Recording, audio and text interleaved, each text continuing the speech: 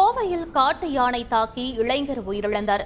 கோவை மாவட்டம் தொண்டாமுத்தூர் விராலியூர் கிராமத்திற்குள் புகுந்த ஒற்றை ஆண் யானை தாக்கியதில் பூசாரி பாஸ்கரன் என்பவர் காயமடைந்தார். இதையடுத்து அங்கிருந்து விவசாய நிலங்கள் வழியாக சென்ற யானையை இளைஞர்கள் கூச்சலிட்டபடி விரட்டி சென்றனர்.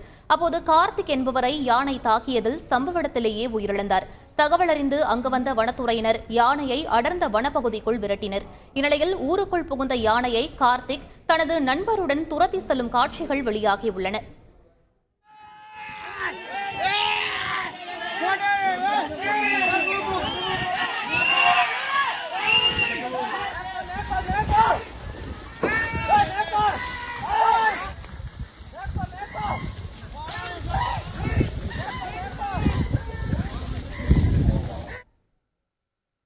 கேரளாவிலிருந்து இடம்பெயர்ந்து நீலகிரியில் யானைகள் கூட்டமாக முகாமிட்டுள்ள நிலையில் வாகன ஓட்டிகளுக்கு எச்சரிக்கை விடுக்கப்பட்டுள்ளது. பந்தலூர் தாலுகாவுக்கு உட்பட்ட எலியாஸ் கடை பகுதியில் உள்ள மலைகளில் யானைகள் கூட்டமாக படையெடுத்து வந்துள்ளன.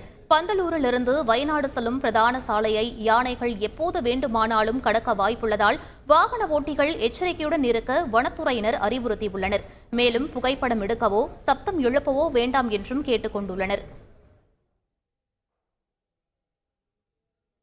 நீலகிரி மாவட்டம் முதுமலை தெப்பக்காடு யானைகள் முகாமில் பராமரிப்பாளர்களிடம் 2 குட்டி யானைகள் கொஞ்சி விளையாடும் வீடியோ காட்சிகள் வெளியாகியுள்ளன. தாயை பிரிந்து தவித்து சத்தியமங்கலத்திலிருந்து கொண்டுவரப்பட்ட குட்டி யானையும், கோவை மாவட்டம் பெரிய நாயக்கன் பாளையத்தில் தாயை பிரிந்த குட்டி யானையும் தெப்பக்காடு யானைகள் முகாமிற்கு கொண்டுவரப்பட்டுள்ளன.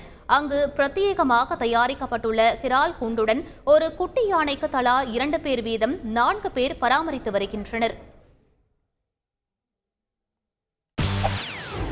செய்திகளை உடனுக்குடன் தெரிந்து கொள்ள உடனே சப்ஸ்கிரைப் பண்ணுங்க.